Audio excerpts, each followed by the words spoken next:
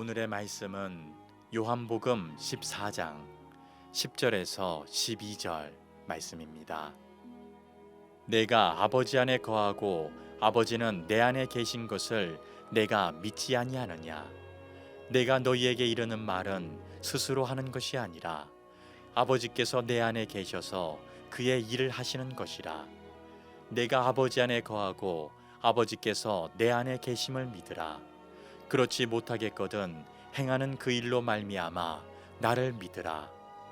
내가 진실로 진실로 너희에게 이르노니 나를 믿는 자는 내가 하는 일을 그도 할 것이요 또한 그보다 큰 일도 하리니 이는 내가 아버지께로 감이라.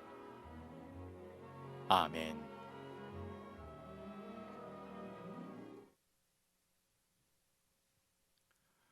5월 가정의 달 첫 번째 주일 오신 여러분을 진심으로 환영합니다.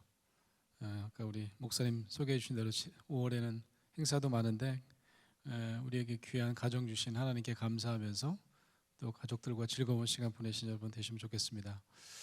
이번 주는 또 교회력에 의하면 부활절 후 5번째 주일이기도 합니다. 저는 그 미국 유학 시절에 내가 미국인 교회를 한번 섬겨보리라라고 생각을 하고 미국인 교회에서 전도사를 하기도 하면서 이제 미국 교회 파송을 받게 되었습니다. 미국 연합감리교회는 이렇게 파송을 하는 그런 제도를 갖고 있어서 처음으로 이제 미국의 북동부 메인이라고 하는 작은 시골 교회에서 담임 목회를 시작했습니다. 지난주에 제가 그 안산 꿈의교회에서 설교할 기회가 있어서 똑같은 말씀을 드렸는데 이제 교회가 크지 않으니까 예배를 이제 저 혼자 준비하고 예배위원회 뭐 이렇게 따로 있는 게 아니니까 성경은 다 똑같은 성경이잖아요. 근데 찬송가가 달라요. 이게 연합감리교회 찬송가는 제가 모르는 찬송가 너무 많은 거예요. 물론 이제 같은 찬송가도 꽤 많습니다. 근데 저희 아내한테 음악을 해도 뭐 처음 보는 찬송가가 너무 많으니까 선곡이 너무 어려운 거예요. 그래서 제가 이제 미국인 교회 처음 목회를 하니까 이제 교단에서 주변에 있는 좋은 목사님 한 분 연결시켜 주셨습니다. 그래서 이제 멘토 목사님 한 분 계셨어요. 그래서 이제 항상 궁금한 게 있으면 여쭤봤는데 그 목사님께 여쭤보니까 좋은 방법이 하나 있대요. 아마 분명히 당신 교회에 그 올가니스트가 계신데 교회를 아주 오래 다닌 교인일 가능성이 많대요. 어떻게 하셨어요? 보니까 40년 올가니스트를 하신 할머니가 계셨어요. 교인인데 그분이 이제 올가니스트라고 했더니 그분에게 이렇게 얘기하래요. 내가 너무 찬송가 선곡이 어려우니까 당신이랑 같이 선곡을 하고 싶다. 매주. 그러니까 이제 그럼 되게 좋아할 거래요. 그럼 일단 당신의 수고를 덜 수 있지 않냐. 그래서 이제 말씀을 드렸더니 아니라 다를까 굉장히 좋아하시는 거예요. 그래서 목사님 저랑 같이 그러면 찬송가 선곡하자고. 그래서 이제 그분이랑 같이 찬송가 선곡을 하는데 그 지금처럼 이제 부활절이 지난 이제 한 주, 두 주, 세 주 이렇게 지나는데 계속 부활절 찬송을 선곡을 하는 거예요. 왜? 보통 부활절 날 부르는 찬송이 있잖아요. 예수 부활하셨다 뭐 이런. 근데 이 두 주 지나고 3주 지나고 계속 지나는데 계속 부활 찬송가를 선곡을 하시니까 난 한편으로 이분이 조금 치매가 오셨나? 이게 끝났는데 왜 자꾸 부활 찬송가를. 그래서 제가 이제 한 서너 주 지나니까 오늘이 지금 이제 5번째 주일 아니에요? 근데 제가 얘기해야 되겠더라고. 그래서 이제 얘기를 했죠. 이게 왜 자꾸 이렇게 부활 찬송가를 하시는지 모르겠다. 부활절은 지난 지 지금 몇 주 지났습니다. 이렇게 얘기를 했더니 그분이 눈을 땡그랗게 뜨더니 저한테 이렇게 얘기하시는 거예요. 아니 목사님, 부활절이 지났지만 아직도 부활절기인 거를 모르시나요? 이렇게 얘기를 하시는 거예요. 그래서 부활절기가 뭐냐? 부활절기가 여기 십자가를 한번 보십시오.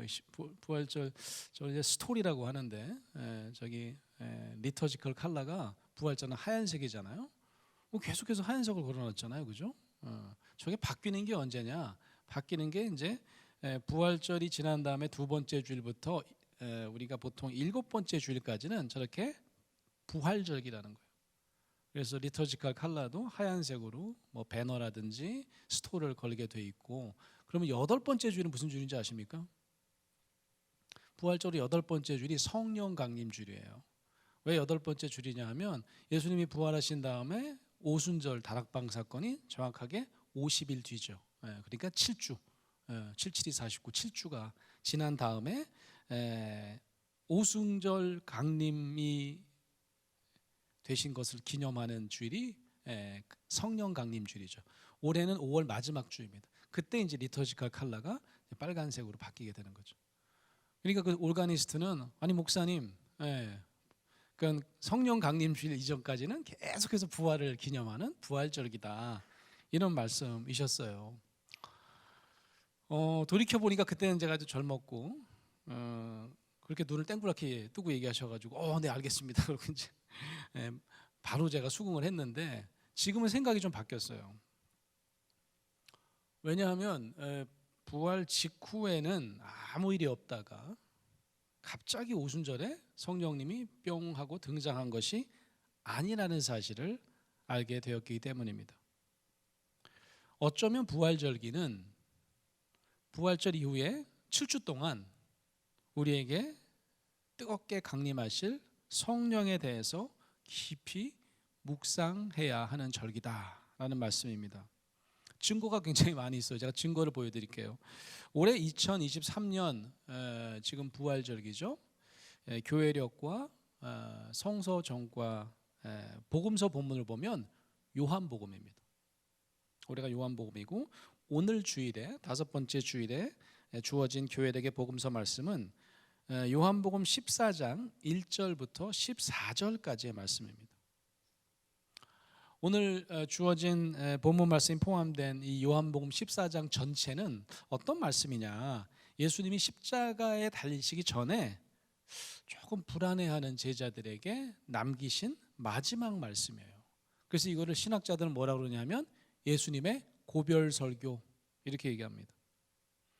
그래서 오늘 이제 우리가 읽을 이제 본문 말씀이 보면 이제 고별 설교가 담겨 있는 그런 본문입니다. 근데 여기를 잘 보면 여기에서 예수님께서 처음으로 바로 보혜사 성령 하나님을 제자들에게 소개하는 장면을 우리가 발견할 수 있습니다. 교회력에 보면 그래서 이 부활절기에 계속해서 지속적으로 성령에 대한 본문 말씀을 가지고 우리가 성령에 대해서 묵상하도록 하고 있다라는 말씀이죠. 요한복음 14장을 보면요, 이게 뭐 여러 편으로 나눌 수 있겠지만 제가 보기에는 한 세 부분으로 이렇게 나눌 수 있을 것 같아요. 읽어보면 이 세 명의 제자들이 예수님의 제자들이 이렇게 예수님께 의문을 제기하는 질문에 예수님께서 답변하는 응답하는 방식으로 요한복음 14장은 구성되어 있습니다. 첫 번째 질문은 도마가 하고요. 두 번째 질문은 제자 빌립이 합니다. 그리고 세 번째 질문은 가롯인 아닌 유다라고 되어 있는데, 그러니까 우리가 아는 예수님을 팔았다고 하는 이제 가롯 유다 말고 또 다른 유다라고 하는 제자가 있었다는 거죠. 그 유다가 세 번째 질문을 묻습니다. 이 질문을 연이어서 이 제자들이 막 의아하고 궁금하고 혼란스러우니까 계속해서 의문 제기를 한 거 아닙니까? 배경이 있습니다. 배경이 바로 오늘 설교 제목에 제가 붙인 것처럼 예수님께서 제자들을 위해서 예비하신 처소를 얘기하세요. 어딘지 너무 궁금한 거죠. 제자들이 도대체 무슨 말씀이신지부터 해가지고 오늘 설교 제목처럼 예수님께서는 갑자기 느닷없이 제자들에게 너희들을 위해 어딘가로 처소를 예비하러 가신다는 말씀을 하시자 제자들은 어땠겠습니까? 혼란에 빠졌습니다. 예수님의 이런 어떤 신상 발언은 제자들에게는 당시 어떤 느낌이었을지 한번 상상해 보시기 바랍니다. 여러분이 그때 당시 예수님의 12제자 또 그 밖에 여러 제자들이 함께 예수님을 둘러싸여 있는데 예수님은 그때 당시 제자들에게 어떤 대상이었습니까? 그냥 저스트 랍비가 아니에요. 그냥 선생 정도가 아니에요. 그보다 훨씬 더한 분이시죠. 어떤 분이시죠? 예수님은요, 유대 왕이 되셔야 할 분입니다. 우리 선생님이 왕이 되십니다. 뿐만 아니라 지금 정치적 억압 가운데 있는 여타 다른 모든 백성들을 해방시켜 주실 구세주 메시아라고 굳게 믿고 있었던 그런 분이에요. 그런데 갑자기 어딜 가신다는 거예요, 도대체? 잠시 어디 갔다 오신다는 말인가? 들어보니까 그런 것 같지도 않아요. 예. 아버지 계신 데로 가신다고 그러고 뭐 이런 거 보니까 하늘로 가신다는 얘기인가? 2절 말씀입니다. 2절 말씀을 보시면 내 아버지 집에 거할 곳이 많도다. 그렇지 않으면 너희에게 일렀으리라. 이게 참 무슨 말인지 모르겠죠. 내가 너희를 위하여 거처를 예비하러 가노니 가서 너희를 위하여 거처를 예비하면 내가 다시 와서 너희를 내게로 영접하여 나 있는 곳에 너희도 있게 하리라. 이런 말씀을 하시는 거죠. 제자들은 아마 예수님이 말씀하신 이 아버지라고 하는 표현이 육신의 아버지, 요셉을 의미하는 것은 아니라는 것을 아마 직감적으로 알았을 겁니다. 그럼 누구죠? 하늘 아버지를 의미하고 계시는 것처럼 느껴졌을 거예요. 그러니까 하늘에 처소를 만드시고 다시 오셔서 우리를 예수님이 계신 곳 하늘이겠죠. 하늘로 데리고 가겠다는 말처럼 들립니다. 이 말씀은 저와 여러분 같은 후대 신앙인들에게 굉장히 오해를 살 만한 말씀으로 왜곡되기도 했습니다. 예컨대 여러분 휴거라고 하는 교리를 아십니까? 요즘엔 이제 이런 말 잘 안 쓰는데 휴거라고 하는 교리가 있었어요. 구원받은 사람은 종말의 때가 되면 하늘로 이렇게 공중강림하게 된다는 거예요. 있는 자리에서 그냥 하늘로 이렇게 올라갑니다. 안타깝게도 이런 종말의 시간에 이 하늘의 초소로 이렇게 들려 올라간다는 그런 믿음은 오늘 우리가 함께 묵상할 요한복음 14장만 좀 자세히 면밀히 살펴보아도 예수님의 말씀을 완전히 잘못 오해한 것이라는 것을 곧 알게 됩니다. 오늘 우리는 이 요한복음 14장 전체를 묵상하면서 주께서 예비하신 처소가 과연 어디인지 한번 면밀하게 살펴보려고 합니다. 이 예수님께서 이 거처를, 그것도 이제 자신을 위한 거처가 아닙니다. 제자들을 또 저와 여러분을 위한 거처를 예비하기 위해 잠시 제자들을 떠나신다 이런 말씀을 처음 하시니까 너무 잘 이해가 되지 않아서 혼란에 빠진 제자들에게 이렇게 말씀하십니다. 4절 말씀인데요. 내가 어디로 가는지 그 길을 너희가 아느니라. 이미 안다고 얘기를 하세요. 내가 어디 가는지 너희들이 이미 안대요. 그러니까 첫 번째 이제 질문이 등장합니다. 이게 무슨 말이지? 여러분 의심 많은 제자로 알려진 제자가 있죠. 누구죠? 도마.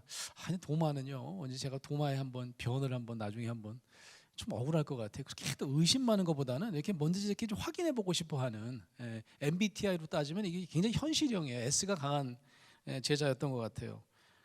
바로 이제 도마가 질문을 던진 거예요. 우리가 안다고요? 응?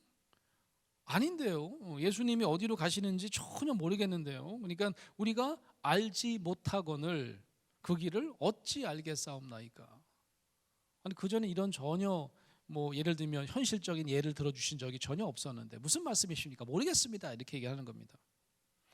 그러자 이 도마에 대한 예수님의 답변은 우리가 잘 아는 6절 말씀이죠. 6절 말씀 한번 볼까요?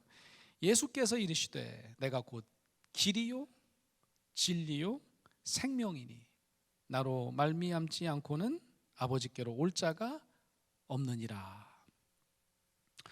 여기서 우리가 좀 주의 깊게 살펴볼 장면이 있어요. 어디로 가시는지 길을 모르겠다고 한 도마의 질문은 물리적인 길이었어요.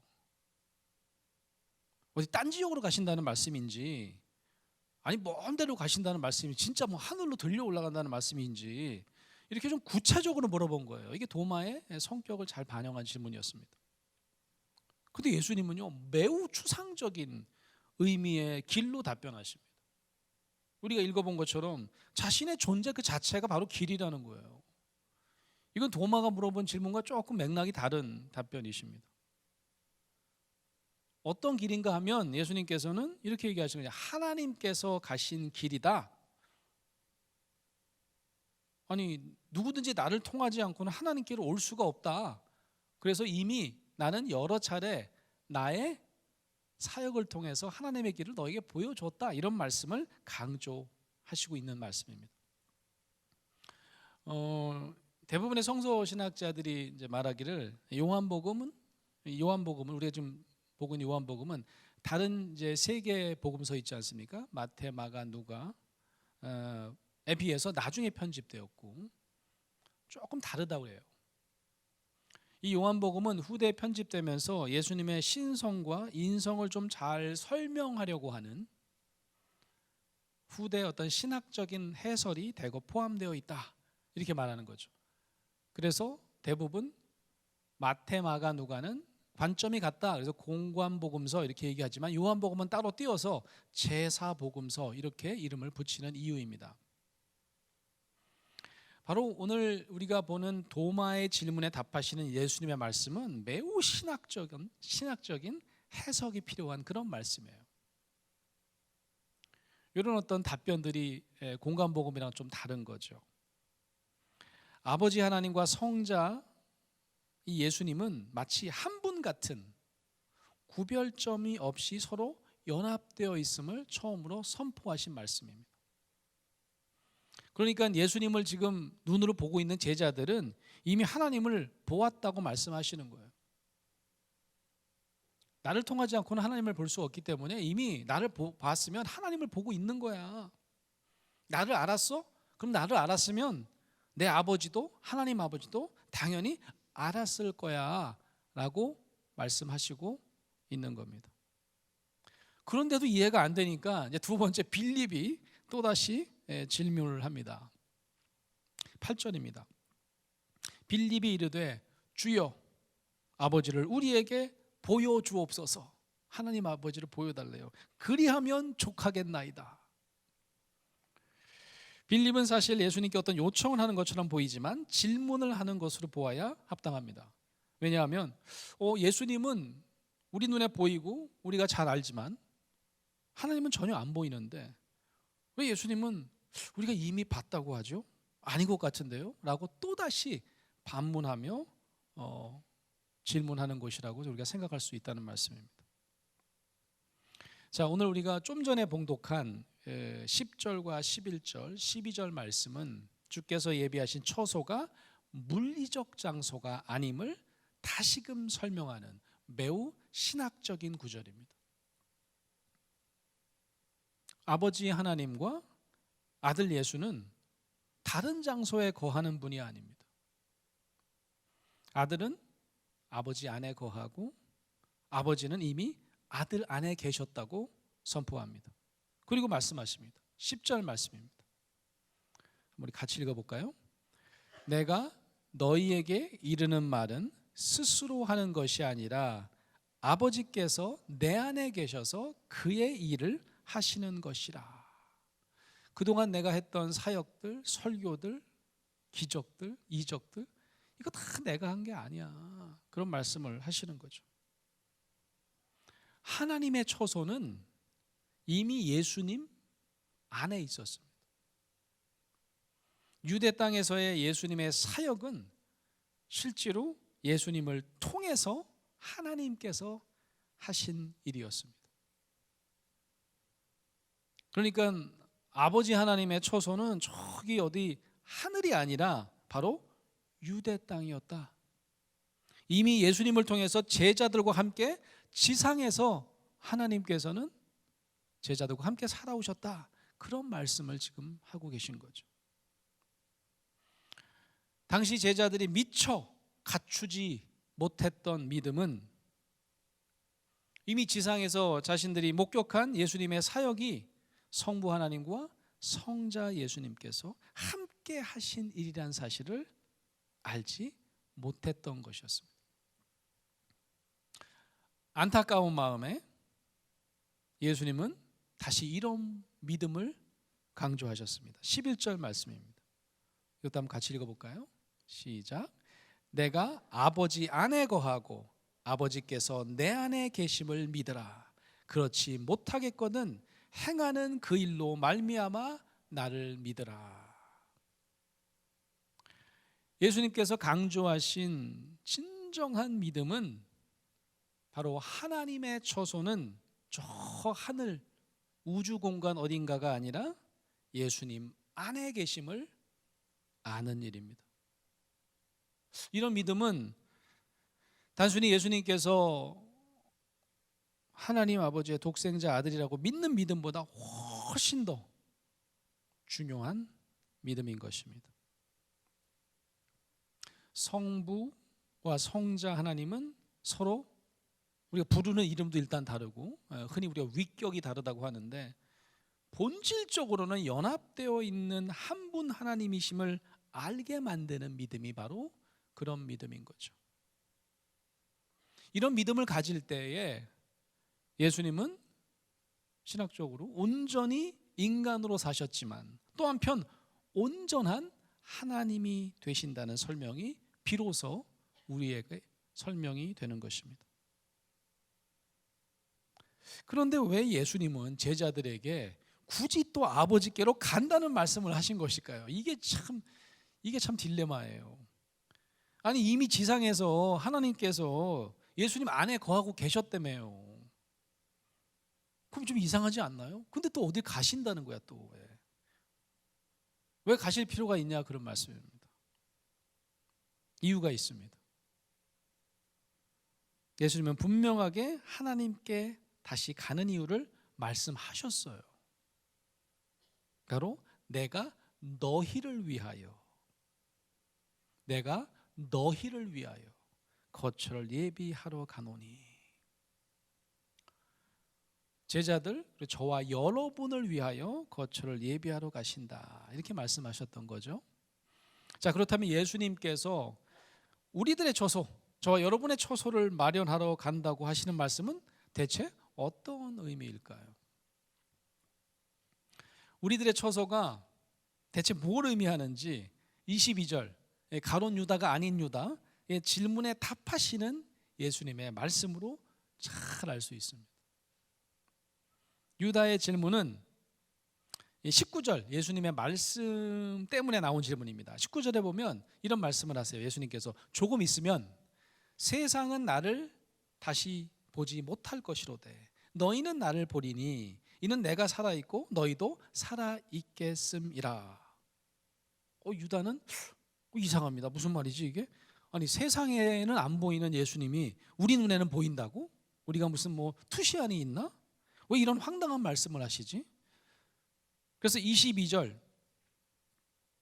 이 가롯인 아닌 유다가 이르되 이렇게 물어봅니다.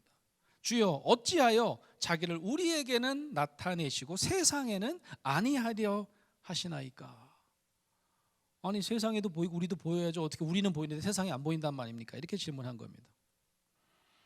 예수님의 답변은 14장 처음에 말씀하신 주께서 예비하러 가신다는 그 거처를 아주 정확하게 선포하는 장면입니다. 23절입니다. 한번 같이 읽어보겠습니다. 23절 시작. 예수께서 대답하여 이르시되 사람이 나를 사랑하면 내 말을 지키리니 내 아버지께서 그를 사랑하실 것이요 우리가 그에게 가서 거처를 그와 함께 하리라. 여기 보면 우리가 그런 말이 나와요. 아까 3절에는요 거처를 예비하면 예수님이 다시 오셔서 본인이 있는 곳에 제자들도 있게 하리라 이렇게 말씀하셨던 거 기억나시나요? 네. 그런데 여기 23절 말씀에 보면 조금 더 상세하게 얘기하십니다. 하나님과 예수님은 결코 따로 존재하는 분이 아니시라는 거죠. 그래서 예수님을 사랑하는 제자들은 하나님을 사랑하는 것이요 아버지 하나님께서 예수님을 사랑하는 제자에게 찾아올 때는 예수님 혼자 오시는 것이 아닙니다. 우리가 그에게 가서 아버지 하나님과 성자 예수님이 함께 그에게 찾아온다는 말씀입니다. 우리가 그에게 가서 거처를 그와 함께 하리라. 사랑하는 성도 여러분, 성부 하나님과 성자 예수님의 거처가 저 어딘가 하늘이 아니라 바로 우리의 마음속이라는 놀라운 선포를 요한복음 14장은 우리에게 전해주고 있는 것입니다. 영어 성경으로 이 구절을 읽잖아요. 그럼 훨씬 더 확실하게 느껴져요. 요한복음 14장 23절에 보면 영어 성경이 이렇게 돼 있어요. We will come to them. 여기서 we는 누굴까요? The Father and Son이죠, 그죠? 어떤 성경이 그렇게 나와 있는 성경도 있어요. The Father and Son will come to them and we will make our home with them. 여기 보면 making our home. 여러분 making home이라는 게 뭡니까? 하우스가 아니에요, 그죠? making home이라는 건 뭐예요? 내가 집처럼 거기 가서 아주 편안하게 누리면서 사시겠다. 예수님을 사랑하는 제자들 마음속에 찾아가 아예 그냥 눌러 살겠다. 집처럼 편하게 사시겠다는 그런 말씀입니다. 영어 성경이 훨씬 더 거처를 그와 함께 하리라 보다 훨씬 더 좀 느낌이 더 잘 오시지 않습니까? 예수님께서 결국 제자들에게 하신 아버지께 가시는 이유는 보혜사 성령을 보내셔서 삼위일체 하나님께서 이제는 저와 여러분 우리가 사는 인생 내내 우리 마음속에 거쳐 삼기 위해서 보혜사를 우리와 함께 연결시키기 위함이다라는 말씀이죠. 여러분 보혜사라는 말은 이제 예전에 우리 한자로 우리 성경을 처음 번역하신 분이 만들어낸 말이에요. 그러니까 한자어는 이제 보자가 도울 보자고 해가 은혜 해자고 사가 스승사자입니다. 그러니까 은혜롭게 도와주는 스승이란 뜻이에요. 그러나 보혜사는 이 성령의 별명입니다. 우리가 보통 붙여서 보혜사 성령이라고 하는데 이 보혜사 은혜롭게 우리를 도와주시는 스승 같은 그런 어떤 존재라는 그런 별명이 붙은 성령은 바로 우리 안에 함께 사시면서 삼위일체 하나님의 거처가 사시는 곳이 바로 우리 안이라 우리 마음속이라는 사실을 알려주고 생각나게 만드시는 분입니다. 이 시간 예수님의 마지막 고별 설교 요한복음 14장을 드라마 바이블로 차분히 한번 묵상을 해보시면서 자신을 떠나신다는 예수님으로 인해 근심에 빠진 제자들을 위해 예비하신 초소를 이건 저와 여러분 우리 모두를 위한 초소이기도 합니다. 바로 우리의 가슴 속에 살아계신 성령께서 성부 하나님과 성자 예수님께서 우리 안에 거쳐 삼으셨다는 사실을 생각나게 하시기를 간절히 바랍니다. 요한복음 14장을 드라마 바이블로 함께 묵상해 보시겠습니다. 제14장 너희는 마음에 근심하지 말라. 하나님을 믿으니 또 나를 믿으라. 내 아버지 집에 거할 곳이 많도다.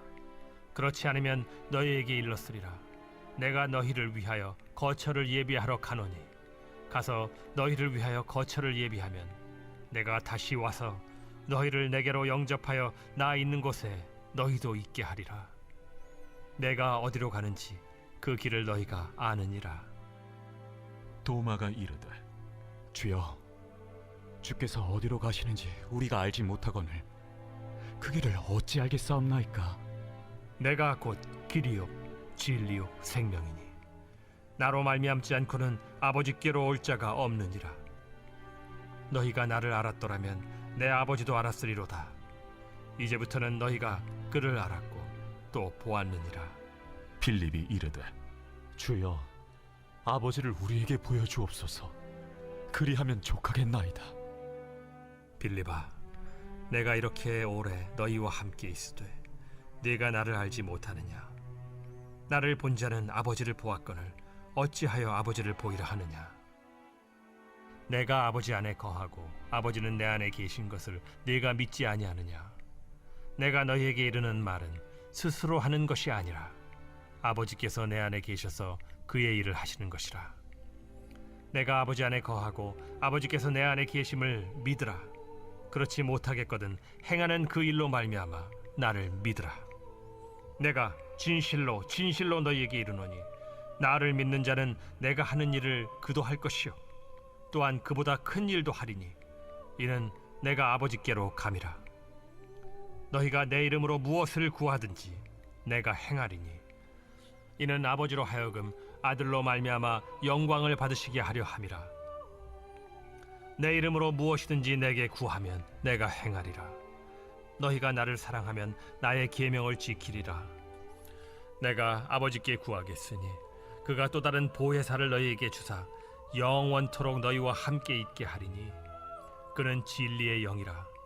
세상은 능히 그를 받지 못하나니 이는 그를 보지도 못하고 알지도 못함이라. 그러나 너희는 그를 아나니 그는 너희와 함께 거하시며 또 너희 속에 계시겠음이라. 내가 너희를 고아와 같이 버려두지 아니하고 너희에게로 오리라. 조금 있으면 세상은 다시 나를 보지 못할 것이로되 너희는 나를 보리니 이는 내가 살아있고 너희도 살아있겠음이라. 그날에는 내가 아버지 안에 너희가 내 안에 내가 너희 안에 있는 것을 너희가 알리라. 나의 계명을 지키는 자라야 나를 사랑하는 자니 나를 사랑하는 자는 내 아버지께 사랑을 받을 것이요 나도 그를 사랑하여 그에게 나를 나타내리라. 가룟신 아닌 유다가 이르되 주여, 어찌하여 자기를 우리에게는 나타내시고 세상에는 아니하려 하시나이까? 사람이 나를 사랑하면 내 말을 지키리니 내 아버지께서 그를 사랑하실 것이요 우리가 그에게 가서 거처를 그와 함께 하리라. 나를 사랑하지 아니하는 자는 내 말을 지키지 아니하나니 너희가 듣는 말은 내 말이 아니요 나를 보내신 아버지의 말씀이니라. 내가 아직 너희와 함께 있어서 이 말을 너희에게 하였거니와 보혜사 곧 아버지께서 내 이름으로 보내실 성령 그가 너희에게 모든 것을 가르치고 내가 너희에게 말한 모든 것을 생각나게 하리라. 평안을 너희에게 끼치노니 곧 나의 평안을 너희에게 주노라. 내가 너희에게 주는 것은 세상이 주는 것과 같지 아니하니라. 너희는 마음에 근심하지도 말고 두려워하지도 말라. 내가 갔다가 너희에게로 온다 하는 말을 너희가 들었나니 나를 사랑하였더라면 내가 아버지께로 감을 기뻐하였으리라. 아버지는 나보다 크심이라. 이제 일이 일어나기 전에 너희에게 말한 것은 일이 일어날 때 너희로 믿게 하려 함이라.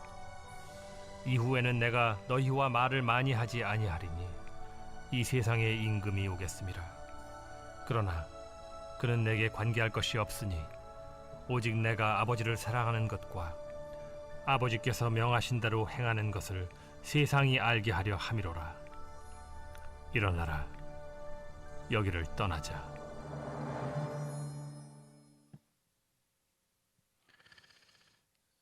요한복음 14장 후반절에는 주께서 주시는 평안은 세상이 주는 평안과 다르다고 선포하십니다. 십자가에 달리신 이후에 부활하신 예수님께서 막 패닉에 빠져 있는 제자들에게 나타나셔서 제일 먼저 하신 말씀도 평안하라. 그러고 나서 어떤 행동을 하시냐면 숨으로 후 내쉬면서 성령을 받아라고 하시는 장면이 나옵니다. 부활하신 예수님이 제자들에게 제일 먼저 하신 말씀도 평안이고 또 숨으로 또다시 성령을 불어 넣으셨다는 사실입니다. 아까 제가 말씀드린 것처럼 부활절기에 부활 이후에 그 전에도 소개되었지만 다시 등장하는 새로운 주인공이 한 분이 있는데 우리와 영원히 함께 하실 보혜사 성령인 것이죠. 그래도 제자들은 이 성령을 경험하지 못합니다. 내 마음속에 삼위일체 하나님의 거처를 생각나게 하실 성령의 존재를 깨닫지 못하다가 불같은 모습으로 그들을 사로잡았던 사건이 바로 오순절 다락방 사건이었던 거죠. 우리 안에 거처 삼으시고 우리와 함께 사시는 성부 하나님과 예수님을 알려주시는 성령을 우리가 느끼지 못한다면 우리는 늘 여러 가지 근심과 걱정에 휘말릴 수밖에 없습니다. 그래서 보혜사 성령님의 도우심이 있을 때 우리는 비로소 참 평화를 경험하게 되는 것입니다. 사랑하는 성도 여러분, 우리 2023년도 부활절기를 살고 있는 우리 모두에게 예수님께서는 말씀하십니다. 예수님께서 하늘로 승천한 이유는 제자들에게 강조하신 것처럼 세상 가운데 우리를 고아처럼 내버려 두시고 가신 것이 아니라는 사실입니다. 28절 말씀처럼 내가 갔다가 너희에게로 온다 하는 말을 너희가 들었나니 나를 사랑한다면 사랑하였더라면 내가 아버지께로 감을 기뻐하였으리라. 아버지는 나보다 크심이라. 하늘 아버지 하나님과 성자 예수님은 하늘에만 계시지 아니하고 예수님을 사모하는 저와 여러분, 우리들 마음속에 계십니다. 이런 사실을 자꾸만 망각하는 우리 모두에게 보혜사 성령께서 오늘도 생각나게 하시고 세상이 줄 수 없는 귀한 평안을 주실 줄로 믿습니다. 매일매일 우리의 마음속에 거처 삼으시는 삼위일체 하나님과 동행하시는 평안과 기쁨이 넘치는 저와 여러분 되시기를 간절히 축원합니다.